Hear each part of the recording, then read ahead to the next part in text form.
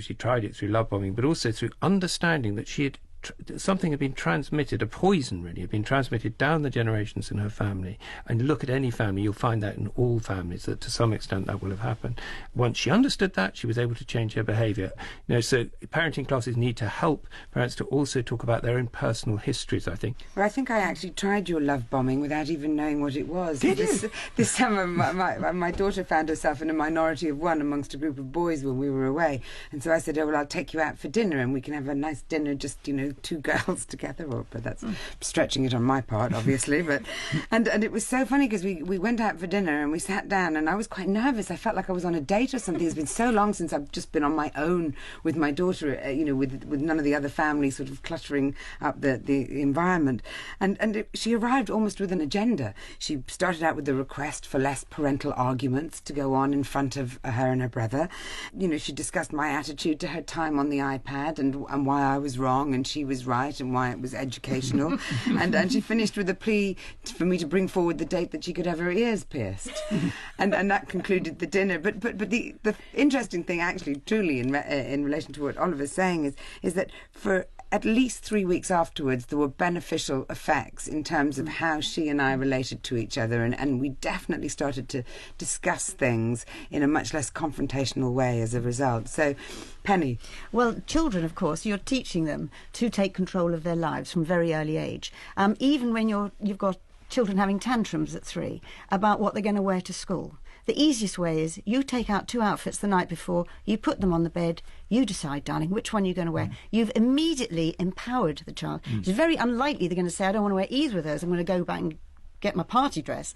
They're going to take... So the more you can adjust as your daughter was, taking control a little bit, because she's also 11. Bonamy, it's not that long ago that discipline at school meant the cane, and readers of the Beano comic in the 1960s and 1970s regularly saw Dennis the Menace's adventures end with his father hitting him with a slipper, for an older generation, that is, I suppose. But there's a concern that perhaps we've left behind an old kind of discipline, and that's no bad thing, but failed to find a consistent new approach. That's an interesting point. I mean, what we know from research is that harsh parenting, so-called harsh parenting, things like smacking and the cane, those kind of old-style disciplines that actually still do exist today, they're not completely out of the UK or anywhere else in the world for that matter, that they're not a good idea for children. Or adults. Or adults. But I think that's... There are all sorts of reasons that we understand for that, and we're not talking about maltreatment, which is rather... a separate issue. But I think if you think about what you're modelling to your children, if when they get angry you smack them, then what you're telling them is that aggression and anger go together. And so thinking about new ways possibly to channel some of your own anger into understanding your children may be the way to go. Are we scrabbling in the dark, Stephen? Have we left the old ways behind to a greater degree? Some people do want to be friends with their kids and so can't set a limit to save their life, and so often they then will lose control and then shout at them or smack them. So it's about getting that control back, which is what we heard from Jennifer, and setting calm, firm limits and a framework in which the love can graduate.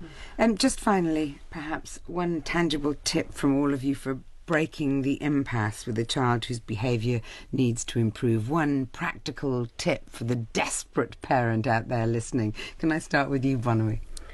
I think it's a mantra of mine as a parent as well as somebody interested in child behaviour, which is to choose your battles. That comes down to the no's. Choose the things you say no to, and if you say no, stick to it. Oliver? I can't say anything more than that. Penny? No must always mean no. Once it's maybe, you've lost it. And also, try and remember to praise your children sometimes. Not because they've done a great painting, but actually they're just playing nicely with their sibling. Stephen? I think love and limits is what is needed, so that you find when things have got bad, people stop doing a thing, whether it's Oliver's weekend or even just half an hour doing warm times together. It's very easy to let that go, by the way, when you're angry with a child. So keeping that love in and then keeping gentle, firm limits. And I think the last thing I'd say is we need more access to this knowledge, or we need more online parenting programs that are accessible and fun and British. I'm wondering why British, but maybe we'll come back to that in the next series, because this is the last in the current series of Bringing Up Britain. But you can find all our recent programmes on the Radio 4 website, looking at questions including divorce and separation, sibling rivalry, and whether you can improve a child's intelligence. Thank you very much today to Oliver James, Bonamy Oliver, Professor Stephen Scott and Penny Palmano. We'll be back next year with more lively debate and conversation about how to rear the next generation. Bringing Up Britain.